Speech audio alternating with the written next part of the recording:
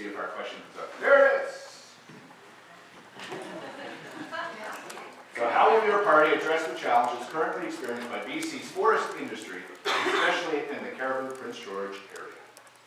It's my understanding that we've lost approximately 4,000 jobs in the province of British Columbia, ranging from Maple Ridge up to Mackenzie and out west.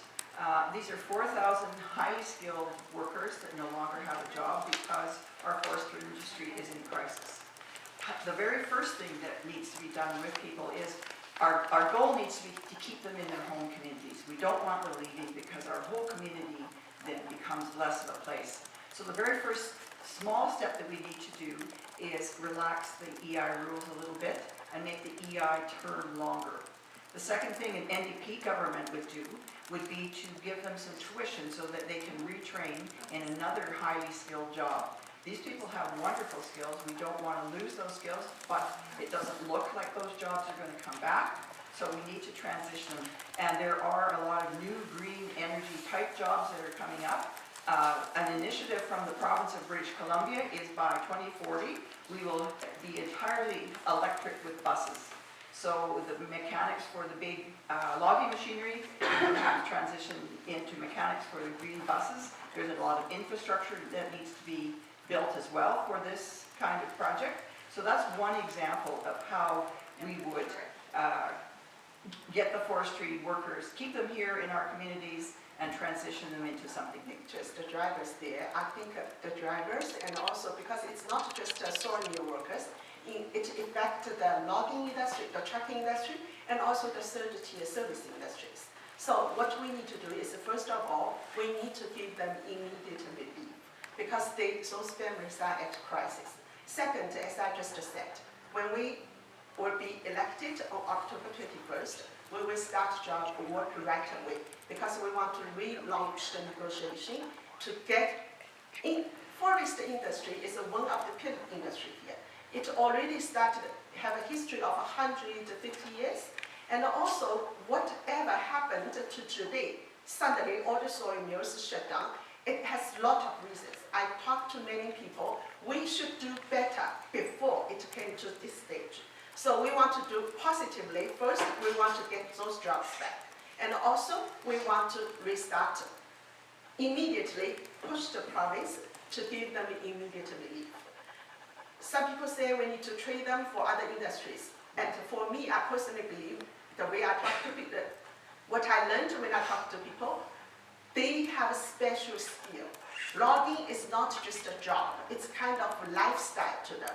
Trucking drivers, it's a lifestyle to them. So we need to do everything we can to get those jobs back and quickly. I was the National Chair of our Softwood Caucus for the last 4 years, and one of my very first speeches in the House was about softwood and the importance of forestry within our region. Canada is the largest producer of softwood in North America, and British Columbia is the largest producer of softwood in Canada. Over 140,000 jobs across our province are tied to forestry, both directly and indirectly. Over 140 communities across our province are forestry dependent. We have faced unprecedented challenges, whether it is the spruce beetle or the pine beetle infestation, the wildfires that we've seen, unprecedented wildfires in the last two years, 2018 and 2017. The availability of accessible fiber, it's getting harder and harder. Our producers are now having to go further and further. The cost of doing business here in our province and across our country is getting harder and harder. We're seeing some of our major producers divest themselves of operations here and invest south of the border. We first have to look at securing a new softwood lumber agreement so that those unfair tariffs, the 23% tariffs that are being levied against our forestry producers, that is taken away. We also have to look at our stumpage regime. We can't look at that until we actually get we're finished with our litigation in terms of the softwood lumber, but we have to work with our provincial government to mitigate that softwood lumber regime, or the stumpage regime. And then we have to look at what are we going to do immediately to transition those jobs or those workers that are being laid off or they're losing their jobs, whether it is pension bridging, so that if they're just almost at the term of retirement, but not quite there. We're working with their federal government and our provincial government and the industry to be able to provide those programs, whether it is shortening the EI wait period or transition for job training, job retraining, as well as dealing with retooling the vehicles and transportation, whether it's our trucks and our machinery, to go into maybe another industry such as mining. These are things that your federal government can work with our provincial government and industry, and that's what we're committed to do. Excited to get this question. I really think that we need to be looking at is the long-term sustainable forestry plan. Like I mentioned in the beginning, forestry is something that is extremely close to my heart. I'm extremely passionate about it. And there's a couple solutions that the Green Party supports. The nice thing about being a Green Party representative is that if something will really benefit our riding, we can bring it to Ottawa and be the best voice, even if it's not popular with our party leader. We can vote against and we won't be kicked out as a member of parliament. And so that is something that really attracted me to the Green Party. So I can truly be the best representative for our riding as a Green MP and really bring our community-based solutions to Ottawa. Some of the ideas that we really need to be talking about and that I've been learning about in class but we're not seeing in real life is banning the export of raw logs, banning spraying of glyphosate so that we can regrow our deciduous trees and create fire and beetle barriers again so that we don't have crises that we saw in 2017 and 18 and pine beetle and spruce beetle and now Douglas fir beetle. Driving to Williams Lake, we're seeing swaths of red trees on our way there, and I just really wish that we could come up with a plan to create a more long-term sustainable forestry plan. I really think that the biggest thing that we could be doing is adding more value per hectare to our forests. Right now, we're milling 2-inch boards, and that's it. And we really need to be looking at other outside-of-the-box solutions, like what about 1-inch boards, and keeping products in our communities and doing more local manufacturing and processing. There's some great ideas coming out of the ground from these communities that have the solutions, and we just need to be investing in them and have political will to bring these ideas forward.